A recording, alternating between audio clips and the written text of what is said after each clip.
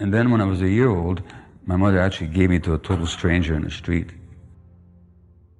to save my life, because she didn't know if she'd be alive the next day. So I didn't see her for a month. Deep sense of abandonment, not being wanted. Now, I don't recall that. I can't recall being handed to a stranger in the streets of Budapest, because there's nothing to recall with. The brain's organ in the brain, the hippocampus, that encodes recall memory is not developed then yet. It doesn't develop till later. But the emotional implicit memory of abandonment is deep in me. When there's a loss emotionally, that translates into biology. So it's not that there's biology here and our emotions here. It's that the emotions and the biology are completely inseparable. And what happens on the emotional plane inevitably will have its manifestations on a biological plane. So what you lose emotionally translates into biological events in your body.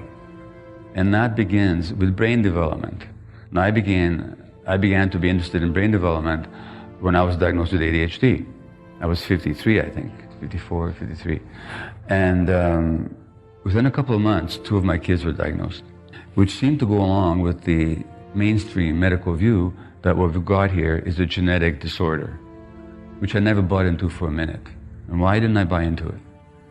Because although I didn't know anything about the brain or how it developed, I knew something. The tuning out, the absent-mindedness that characterizes ADD is not a disease, inherited or otherwise. What is tuning out? It's an adaptive response to stress. So that if I were to stress you right now, but I mean though that is to be verbally abusive, emotionally insulting, domineering, you would go into a stress state. And how could you deal with it? Well, you could just walk out the door. Or you could stand up and say, you can't talk to me like that, I will not accept it. And if you couldn't walk out, nor did you have the strength to confront me, to fight back, if flight or fight wasn't available to you, there's still a third thing you could do. There are, 100, 200 people here in the room with you, you could ask for help. But what if you couldn't do any of those things? Then how would you handle the stress? Well, you wouldn't. Your brain would handle it by a number of defense mechanisms, the salient of which would be dissociation. You dissociate, all of a sudden you're not here. Now you're not suffering as much. So it's simply a coping response is all it is. The way we adapt to early stress helps us endure that difficult period in the life of the helpless child, but those same adaptations become source of pathology, threaten your health, threaten the length, your longevity even. So what's adaptive in one situation, what's meant to be a temporary state, becomes a long-term trait. And when it goes from state to a trait, now it's a source of dysfunction and pathology. So that's what I intuited about the tuning out. But what I didn't know, and this is astonishing, is how the brain actually develops. And how the brain develops is in interaction with the environment. So that the brain is not genetically programmed.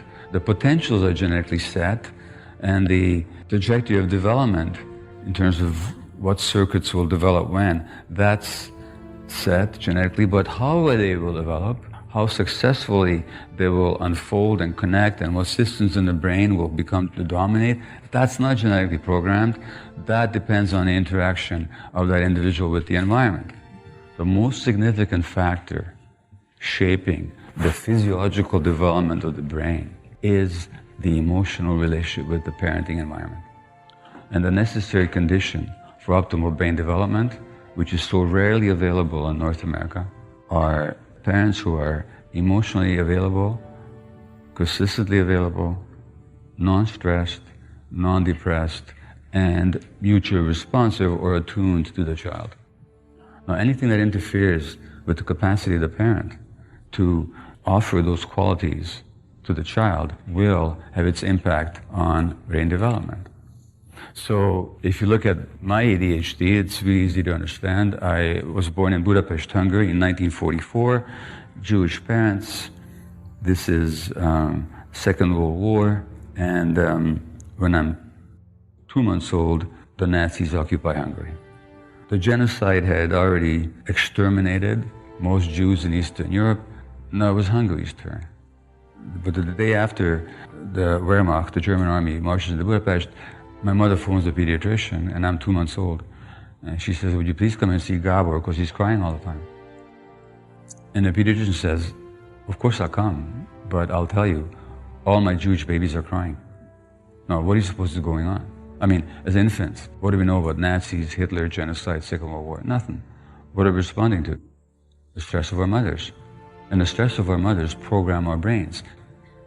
Now, what do you do as a 2-month-old, and that was my first year of my life, when your mother is depressed, terrorized, in grief over the death of her parents in Auschwitz, the absence of her husband in a forced labor camp? As a 2-month-old, as a 6-month-old, what do you do with that pain and stress? You tune it out. But when do you tune it out? When your brain is developing, when every second, there are periods in the first year of life, when every second, in this space of time, millions of brain connections are being made. Guess what? That adaptation of tuning out goes from a temporary state to a trait. And so 52 years later, I'm finally diagnosed with ADHD. Why my kids? My kids grew up in Vancouver, no war, the kids weren't abused, there was no substance addiction, I wasn't an alcoholic or anything like that. I was a workaholic physician. Why was I a workaholic physician? Because the message I got from the world very early on is I wasn't wanted. Not because my mother didn't want me, but for the child to feel wanted, the mother has to be happy. The mother has to be emotionally present. And children, when they don't get that, it's all about themselves. Children are truly narcissistic in that sense. It's not a pejorative, just a statement of reality. They think it's all about themselves. When you see a narcissistic personality, what you're seeing is a highly traumatized person who still thinks it's all about him because he didn't get those needs met as a child. So he's still trying to get it. Pay attention to me. So the personality that we develop actually is an adaptation. So, and then when I was a year old, my mother actually gave me to a total stranger in the street to save my life because she didn't know if she'd be alive the next day. And so I didn't see her for a month. Deep sense of abandonment, not being wanted. Now, I don't recall that. I can't recall being handed to a stranger in the streets of Budapest because there's nothing to recall with. The brain's organ in the brain, the hippocampus that encodes recall memory, is not developed then yet. It doesn't develop till later. But the emotional implicit memory of abandonment is deep in me, so that when 5 weeks ago I arrived home from Vancouver, from Philadelphia, from a speaking engagement, I'm feeling really good about myself. I think I'm really centered and grounded, haha.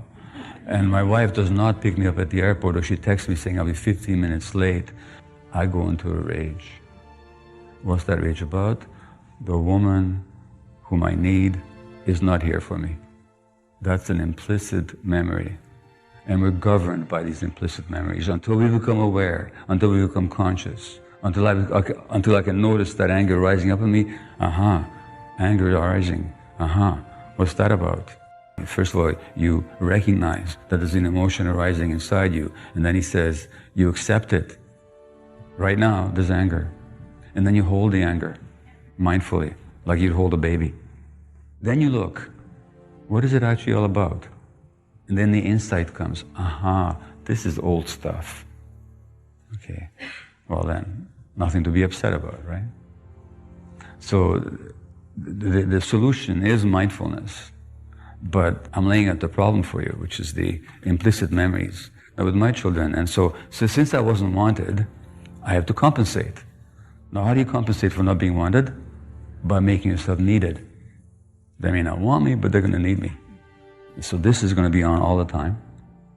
And I'm available for all my patients all the time, 24/7. And I'll never say no to taking on more patients, because that's another sign that I'm being wanted, right?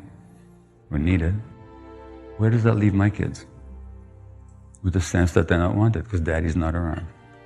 And mommy is so stressed, because daddy's not around. So they tune out. Now they're diagnosed with ADD. Genetic disease? Nonsense. Multi-generational trauma and stress being passed on as it affects brain development. And if you want to understand why we're seeing a preponderance of childhood developmental disorders, like all these diagnoses, autism, 40-fold increase, but all these diagnoses, behavior problems, the school problem, the learning difficulties, you know what we're looking at? We're looking at the biology of loss as it's affecting the brains of our children, and then how we respond to it is with medications and behavior control. Instead of saying, what's going on here? Or what's going on here is that our children are acting out their lost attachment relationships.